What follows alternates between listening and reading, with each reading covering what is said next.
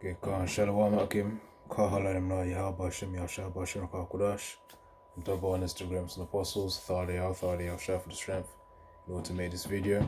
And Shalom once more, it's the brother Ratazar Raha Halawaya. And the topic today really focuses on in our weakness we are made strong. I named it in our weakness we are made strong. Because of course, during the times, I probably made a video similar to this previously, one of the previous videos, but it's still a similar type of topic where we're strengthened through suffering anyways, man. In our weakness, we're made strong, because in those moments where, we're meditating upon what we're going through, what we're suffering through, whatever portion that Yahweh Shem Yahushua has given unto you to endure through, there are times where, you're thinking and then the pain is quite prominent in your brain, as you're thinking upon it. It might shed a few tears here and there, but in those moments, that's where you learn things. Scriptures talk about by sadness, the countenance of the heart is changed, something along those lines. I know it's it's probably in Ecclesiastes 7, to be honest. Because in those moments of weakness where, we're all down low, that's where we actually gain clarity on what to do for the next steps in order to get stronger. Whatever suffering that we're going through, we know that, okay, now that I know how this feels, I know what to do to overcome those demons, whatever thing that you're supposed to go through, man. You just know how to endure through it. Through Yahweh Shem Yahushua, who strengthens you. And let me get Ecclesiastes 7. This is Ecclesiastes 7, verse 3. Sorrow is better than laughter, for by the sadness of the countenance, the heart is made better. Because what that really means is when you're in a sad state, it's like another level of soberness as well. Because you could even liken happiness, being cheerful and joyful, into being in like a drunk type of state. Because when you're happy, joyful, sometimes you may miss certain things. But when you're sad, you gain clarity on the whole situation holistically. Especially if Yahweh Shem Yahushua has given you that discerning mind, man. Which, brothers in this truth, do you have that gift, to discern the situations around them? I think they call situational awareness. But there's a spiritual sense of that as well, where you're spiritually and situationally aware. Whereas like you're aware, okay, demons obviously orchestrated the situation that you're in, which is all by Yahweh Shem Yahushua as well, Yahweh's will. And of course, these demons are given a task in order to target you, man. And that's to test you. And of course, despite you being put in your weakness, is for you to learn from as well. As it says, sadness is better than laughter. The reason why it's better than laughter is because you gain clarity from it. Now, of course, there's balance. False balance is an abomination to Yahweh Shem Yahushua. It's because of the fact that, when you're going through your struggle, that's the times where you need to gain some clarity and say, okay, so this is how I overcome the demons, Solution may be you got to fast more. Solution may be you got to pray more. Solution may be you got to study more scriptures and apply the scriptures of which you're studying as well, man. Because as you study these scriptures as well, in order to have the experience of them, there's certain things Yahweh Shem Yahushua will make happen in your life in order to learn from as well. Hence the topic, in weakness we are made strong, because you start to reason the solutions of which Yahweh Shem Yahushua has given you in order to take up and then to overcome whatever challenges that you're going through as well. So that's Ecclesiastes 7 and 3. This was the key point. Sorrow is better than laughter, for by the sadness of the countenance of the heart.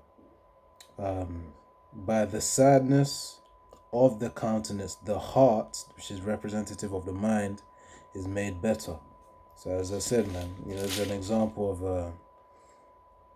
comparing it to sobriety, being sober, where sadness is like another level of being sober. You're more clear, you're more intuitive.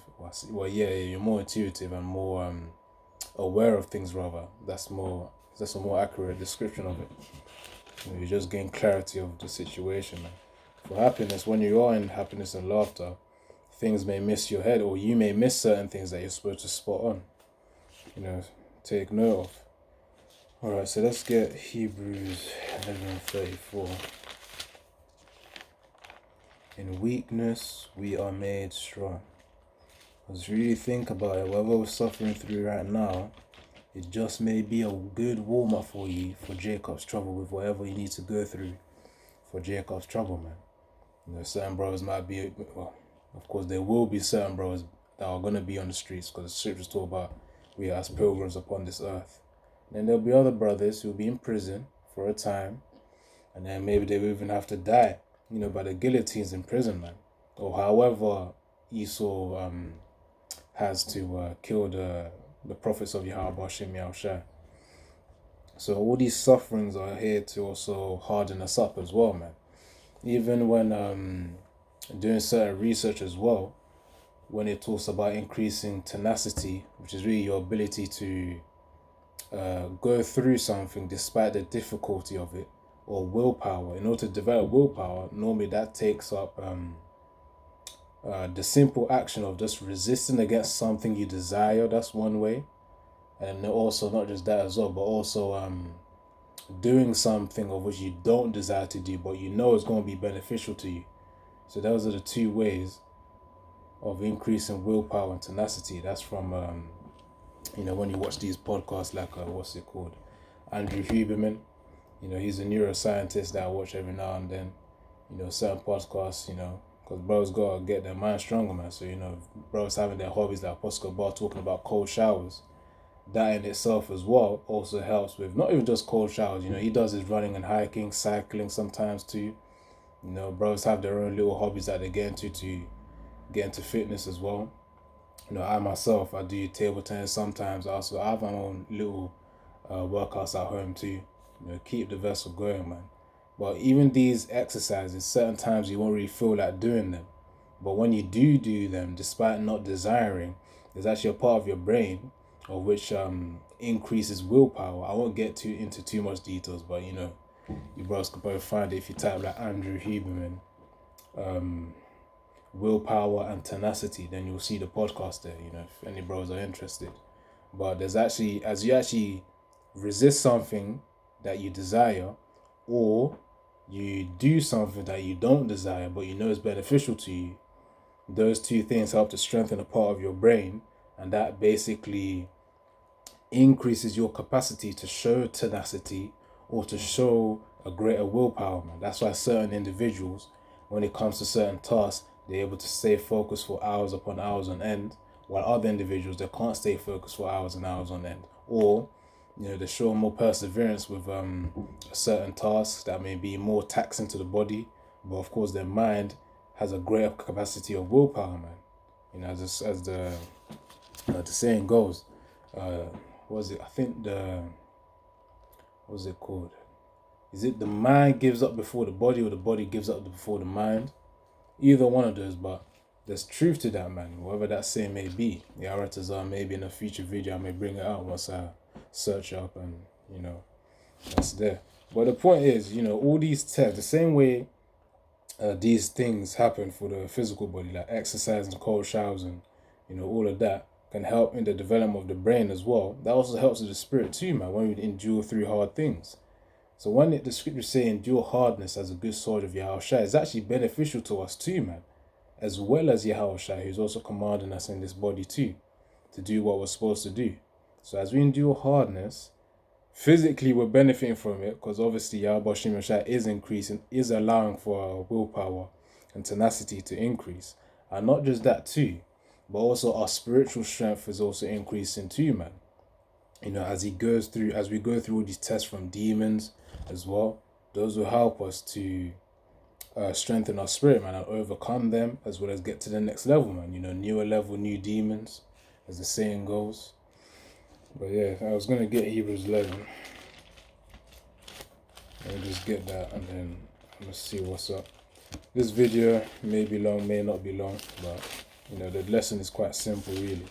In our weakness, we're made strong. Alright, let's see.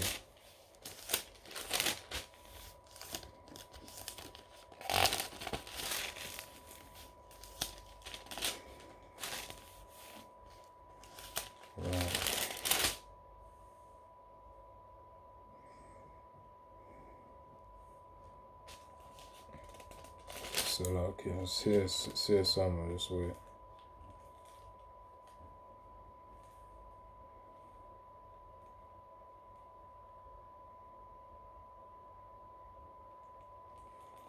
Hebrews 11 and what? Should be 30. Alright, cool. This is Hebrews 11 and 34. Quench the violence of fire. Actually, hold on. Let me see something.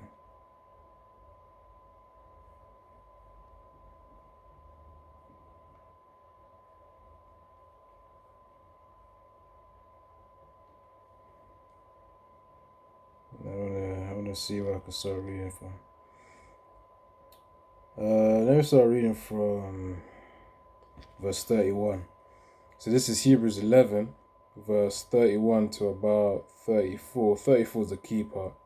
It says, by faith the harlot Rahab perished not with them that believe not, when she had received the spies with peace. And what shall I more say? For the time would fill me to tell of Gideon, and of Barak, and of Samson, and of Jephthah, of David also, and Samuel, and of the prophets, who through faith subdued kingdoms, wrought righteousness, obtained promises, stopped the mouths of the lions.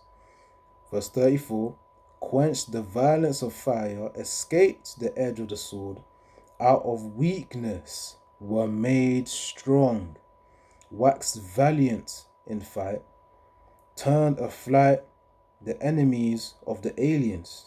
So like the armies of the aliens, which is reference to strangers. You know, that's the key part that I mentioned. Out of weakness were made strong. That's all about the prophets. Of course, they mentioned other key names there in verse 32. It said David, Barak, Jephthah, Samuel. And it says, and of the prophets as well, who through faith subdued kingdoms, wrought righteousness, obtained promises, stopped the mouths of lions, quenched the violence of fire, escaped the edge of the sword. And we know in these times, Esau will come with his sword, man. In many ways, we know there was an article as well on 2025 about 6 billion, billion, man, are gonna be dropping by 2025. So the question people are asking is how. We know that what they gave people 2021, 2022, if you go on BitChute and you search the name V and then Scene, if you get V Scene, I don't want to say the word, but you know what I'm saying. If you search up on BitChute, Odyssey, these alternative platforms like Rumble as well, then you actually see that the substances, the creatures that are in those vials that were given to people who are ignorant, most as well that they did it. Not just the creatures as well, but also not just that, the effect as well. There were certain videos brothers uploaded to, as well as this thing where the cell towers or whatever they're going to use to send signals out will be used to trigger something within the body in order to trigger certain diseases or sicknesses. And anyways, during that period of, Esau does a diligent search, man, because during that time because right now we're in 2024, the first doses were given probably around 2021. So between that time, people's immune systems would have been shattered, especially the ones who have that nonsense within them, like the creatures, the substances within them. So as their immune systems are done out, it's going to be 2025, man. It's going to shock a lot of people. But of course, we who are watchful through Yahweh, Yahushua, we're going to be expecting a mass number of death, man, in the time to come. So, our king shouldn't be surprised when people start dropping dead or start holding their chests. And then, spirit fills them because of the fact that, they took the juice and the juice affected their body. Of course, the juice is a metaphor for what I said, the V and the scene. V scene. But you should know, if you manipulate what I'm trying to say, you know what I'm trying to say. Just gotta put things here and there. But you gotta speak in code because, videos always be taken down. Even you make a video right now, they don't take it down now. But then later on in 2 years' time, then they take down that video, man. Anyways, that's Hebrews 11:34 says, out of weakness were made strong. So it's Yahweh Shem Yashai chooses men of whom, meek, are lowly in some kind of manner, and then raises them up, to be made strong, man, so that they can give glory to Yahweh Shem Yashai for the strength. That's the point. All credit goes to Yahweh Shem Yashai, because he's the one who built us up, just as a man can mold something, man, mold like a creation, a little model, or even mold a sculpture. Same way Yahweh Shem Yashai is also molding us to be stronger as well. That's why we always got to be grateful for the patience and mercy that Yahweh has shown upon us, man. As we're in this weak state, Jacob that worm, we're still getting made strong, man, as we keep studying day by day, doing what we need to do in order to strengthen us, watching the apostles to learn from them as well. And Yaharatazar, stay strong, as the video title says. So let me get, so that was Hebrews. Something else I was going to get as well. Hebrews 11, Leviticus 28, 26.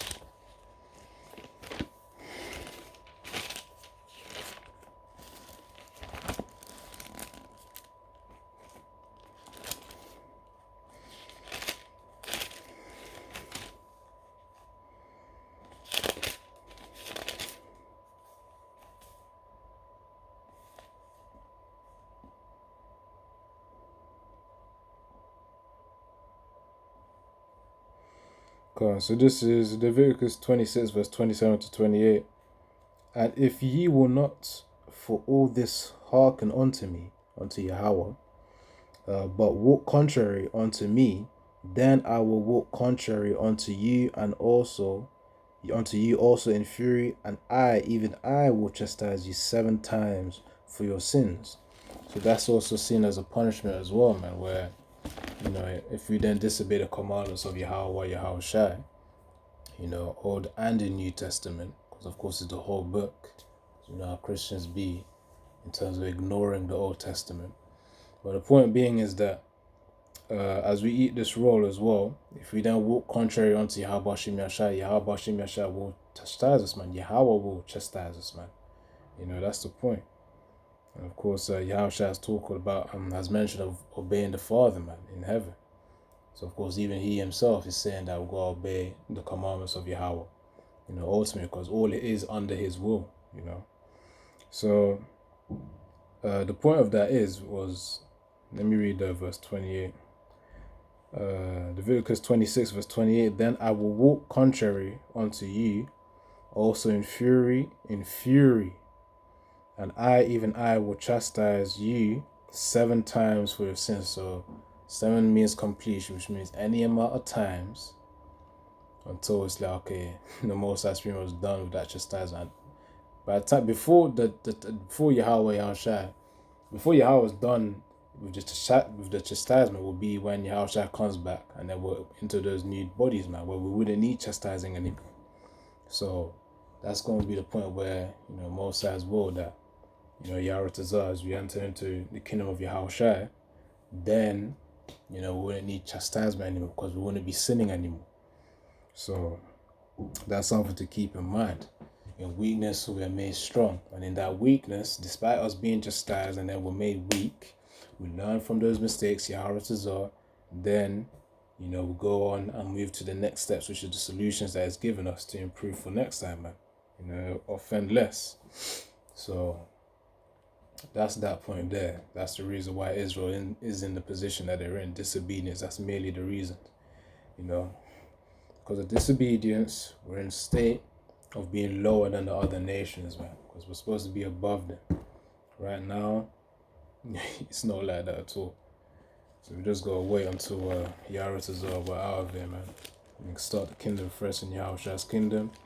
The 2/3 going to be reborn, and once more Yaharatazar, that we do endure to the end and up to the point of salvation. That's the point. Because it's from salvation, entering those chariots, then the crowning ceremony, that's when it's sealed, man. That's when you are the elect of Yahweh Shem Yahushua. Again, that's why we always say Yaharatazar, which means Yahweh willing. Yahweh willing. So That's Leviticus 26 verse 34. Let's see if there's something else. Leviticus. All right, let me read Ecclesiasticus 2. So this is Ecclesiasticus 2 verse 12. I'll say about 15. So 12 verse 12 to 15. Ecclesiasticus chapter 2 verse 12. Woe be to fearful hearts and faint hands, and the sinner that goeth two ways. So of course, that's it. Woe means destruction. So destruction will come onto those who are fearful, man. And clearly, you can even use the juice situation, into as a link to that scripture, because of the fact that those who are fearful will go take the juice, and if they take the juice, they're going to be destroyed nevertheless, anyways, man, because they show a lack of faith. So that's an example of what that precept means as well. And the sinner that goeth two ways. It says here, woe unto him that is faint-hearted. So destruction unto him that is faint-hearted. So we ought to be strong. That's the point. Ecclesiasticus has shown it here, man. This is the command of Yahweh Hashem Yahushua, to be strong. It says, woe to be, and we're going to pray for that strength, man. And then, as we also pray for that strength, Yaratazal, we apply it to you, man. When we do come with that resistance as well. So it says, woe be to the fearful hearts and faint hands, and the sinner that goeth two ways. Woe unto him that is faint-hearted, for he believeth not. See, belief is key. Therefore shall he not be defended. So of course, as is required, Yahushua has mentioned this multiple times to the disciples as well, man. It's because of your faith. That's why you couldn't cast out the demon. If you have faith of a mustard seed, you're going to be able to move a mountain, man. And quite literally, with spiritual power, you will be able to do that. You can think of it in the metaphorical sense as well, as in the opposition that you're with spiritually, you'll be able to overcome it with faith as well.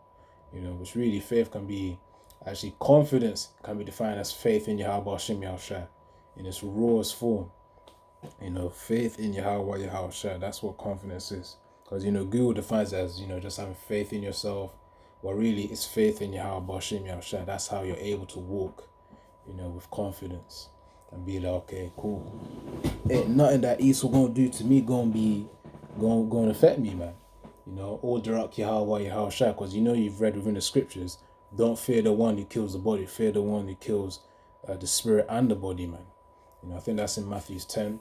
And it also says, woe unto him who puts his confidence in princes, or don't put your confidence in princes, don't put your confidence in man. That's in Psalms. Let me just get it quickly. Psalms 118. Should be 118.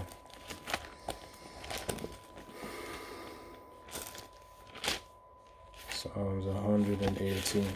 Because these are the precepts of which will come up in our minds when we are, to help us to be in that confident state, which is a lack of fear, a lack of being faint-hearted, which is good.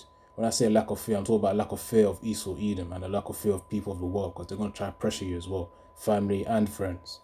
So, it says here, Psalms 118, verse 8, it is better to trust in the Lord Yahweh Hashem Yahushua than to put confidence in man. Simple as that.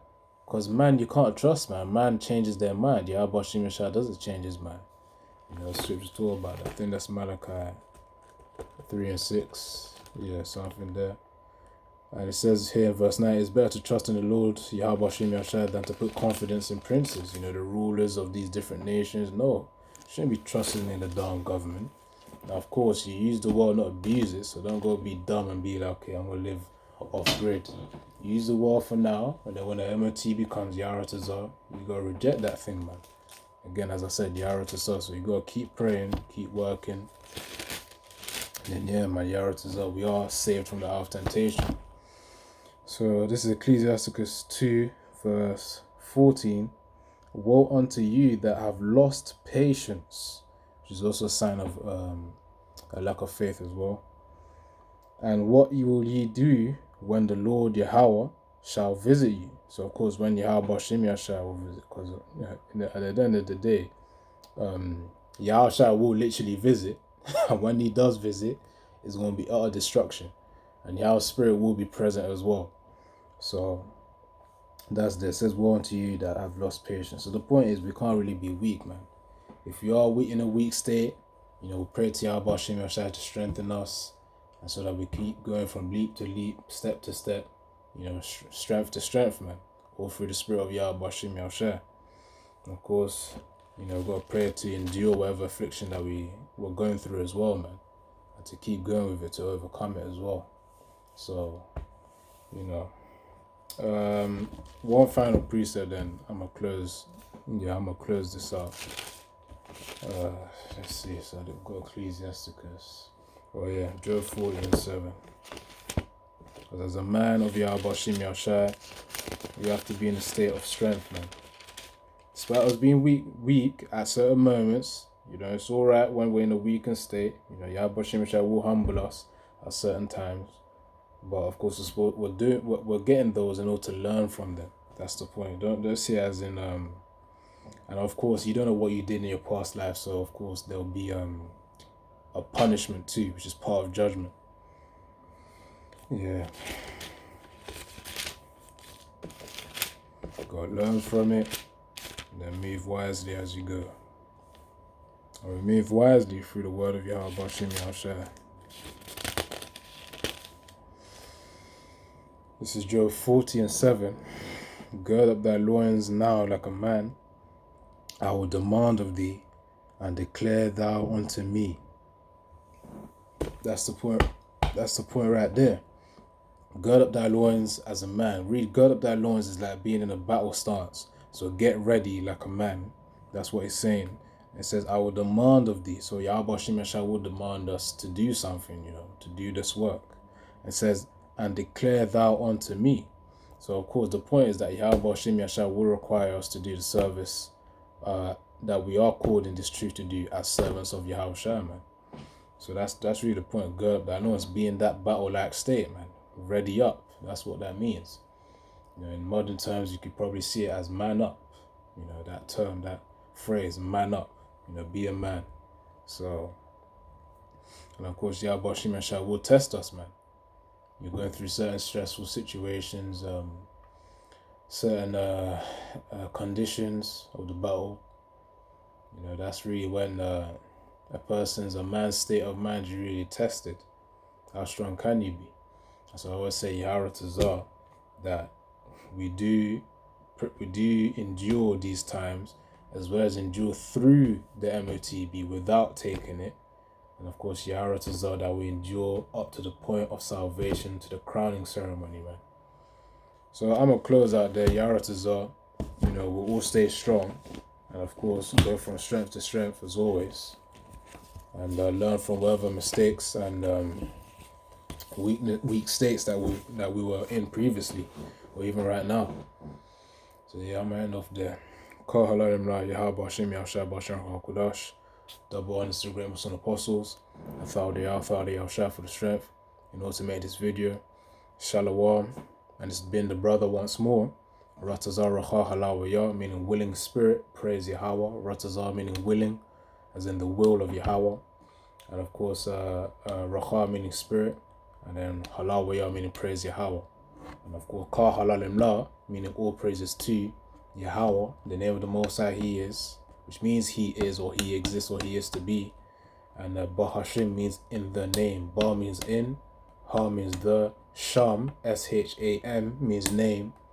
Yahweh Shai is the name of the Messiah, of which the world ignorantly calls Jesus Christ. The world ignorantly calls Yahweh God, but that just means power, as in like an ultimate being, or a God.